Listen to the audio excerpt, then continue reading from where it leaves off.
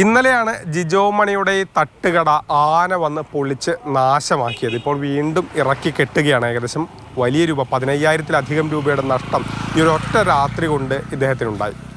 ഇപ്പൊ തൽക്കാലം ഇതന്നെ കയറ്റാനേ പറ്റുള്ളൂ. ഇപ്പൊ നമുക്ക് നമ്മളെ കൊണ്ട് സാമ്പത്തികമായിട്ടൊന്നും ചെയ്യാൻ പറ്റില്ല. ഇപ്പൊ കീറി തന്നെയാണ് കയറ്റുന്നത്. ഇപ്പൊ തൽക്കാലം അത് ഇട്ട് ചെയ്യാ. ഇതിപ്പോ എപ്പോഴാണ്ടായത് ഈ സംഭവം? വെളുപ്പിന് 2:30 കട തല്ലി വിളിക്കുന്നത് ആദ്യമായിട്ടുണ്ട്. ആനയുടെ ശല്യം ഇവിടെ പൊതുവെ ഞങ്ങൾക്കുണ്ട്. ഇതിപ്പോ ഭയങ്കര ഒരു ശല്യമായെന്ന് പറഞ്ഞിട്ടുണ്ടെങ്കിൽ അടുക്കള ഭാഗത്ത് വരെ വന്നുകൊണ്ടിരിക്കാണ്. ആ ഫോറസ്റ്റുകാർ വന്ന് അവര് ഫോട്ടോ എടുത്തും അവര് കാര്യങ്ങളൊക്കെ തീരുമാനം ഉണ്ടാക്കാന്ന് പറഞ്ഞാൽ അവര് പോകും. തീരുമാനമൊക്കെ ഇത് തന്നെ പേടിച്ചിട്ട് ഇന്നാള് ടൂറുകാർ വന്നിട്ട് ആന ഓടിച്ചില്ലേ ഇത് ഇവിടെ ഇട്ട് ടൂറുകാരെ വരുന്ന ആൾക്കാരോടൊക്കെ ഞങ്ങളെ കാണുന്ന ആൾക്കാരോടൊക്കെ പറയും ഒരു 5 മണി 6 മണി ആകുമ്പോഴേക്കൊക്കെ പോകും മക്കളെ ആനശല്യം ഭയങ്കര എന്നൊക്കെ പറഞ്ഞു കൊടുക്കും. പുലി മൂരിനെ പിടിച്ചത് ഇവിടെ പട്ട പാലിട്ട് കൊന്നിട്ടിട്ട് ആണ് പ്രശ്നം ഉണ്ടായ. ഒരു കുഞ്ഞിനെ ഞാൻ വളർത്തിയത് സാറേ. അതിനെ പുലി പിടിച്ചിട്ട് 2 വർഷം അങ്ങനെ പോണേ. ഇതുവരെ ഞങ്ങൾക്ക് ഒരു അഡ്രസ് ഉണ്ടായില്ല. മന്ത്രിമാരൊക്കെ ഇവിടെ വരുമ്പോഴൊക്കെ ഞങ്ങൾ ചെന്ന് ഈ പരാതിയൊക്കെ കൊടുത്തിട്ടുണ്ട്. അപ്പോൾ അവർ കൊടുത്താൽ അത് സ്വീകരിക്കും പോകും. പിന്നെ അതിനെപ്പറ്റി ഒരു മറുപടി ഒന്നും ഉണ്ടായിട്ടില്ല. അതിരപ്പള്ളി സ്വദേശി ജോസേട്ടൻ്റെ കാര്യം വലിയ കഷ്ടമാണ്. കുറച്ച് നാളുകൾക്ക് മുമ്പ് ഒരു കോഴിക്കൃഷി കരിങ്കോഴിയെ വളർത്തിയിരുന്നു. അതിനെ 100 എണ്ണത്തിനാണ് 3-4 ദിവസങ്ങളായിട്ട് പുലി പിടിച്ചത്. ഒരു ദിവസം രാത്രി എൻ്റെ പരാമയുടെ മുകളിൽ ഒച്ചയിട്ടിട്ട് നോക്കിയപ്പോണ്ട് പുലി കൂട് പൊളിച്ച് താഴേക്ക് ചാടി.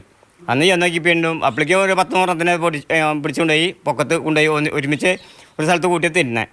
എന്നിട്ട് ഇവർ വന്ന് ഫോറസ്റ്റുകാർ വന്ന് ക്യാമറ വെച്ചു. ക്യാമറയിലും പെട്ടു. ക്യാമറയിൽ പെട്ട് അത് കൂട് വെക്കാൻ പറഞ്ഞിട്ട് അവർ കൂട് വെക്കില്ല.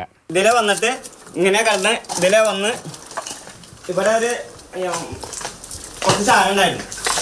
ആ ചാരം വന്ന് ആന തിന്നുള്ളതാണ് 2 പ്രാവശ്യം 2 ദിവസം തലേ ദിവസം പിറ്റേ ദിവസം.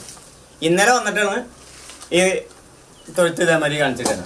ഞാൻ പള്ളിയിൽ പോയി കഴിഞ്ഞപ്പോൾ ഫോറസ്റ്റുകാരോട് പേടിക്ക് ചെന്നപ്പോൾ പറഞ്ഞു അവർ അവിടെ ആന നിൽക്കുന്നുണ്ട്, ഇങ്ങനെ തൊഴുത്ത് പൊളിച്ചിട്ടേക്കാണ്, അതിൻ്റെ സർവീസ് എല്ലാ വയറും പൊട്ടിച്ചിട്ടേക്കാണ് എന്നൊക്കെ പറഞ്ഞിട്ടും അവർ വന്നില്ല.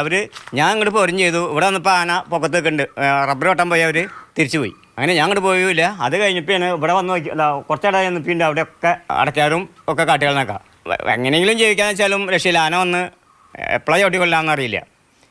ഒരു തുമ്പിക്കാത്ത ഒരു ആനയുണ്ട്. അത് നമ്മുടെ അടുത്തേക്ക് ഓടിയാ വരുന്നത്. അത് കാരണം കൊണ്ട് ഒരു രക്ഷയില്ലാണ്ടായിട്ടുണ്ട്. സഞ്ചാരികളുടെ പ്രിയപ്പെട്ട ഇടങ്ങളിൽ ഒന്നാണ് അതിരപ്പള്ളി. ഒഴിവു ദിവസമായ ഇങ്ങോട്ടുള്ള യാത്രക്കാരുടെ എണ്ണമൊക്കെ ഇങ്ങനെ കൂടും. ഇവിടെ കാണുന്ന ഈ പച്ചപ്പ് പക്ഷേ ഇവിടുത്തെ നാട്ടുകാരുടെ ജീവിതത്തിലില്ല. കാട്ടാന ശല്യം അതിരൂക്ഷമാണ്. ഇതിപ്പോൾ ഏഴാറ്റുങ്ങ റോഡാണ്. 6 മണിക്ക് ശേഷം ഇപ്പോൾ ഇതിലെ ഗതാഗതം നിരോധിച്ചിരിക്കുകയാണ്.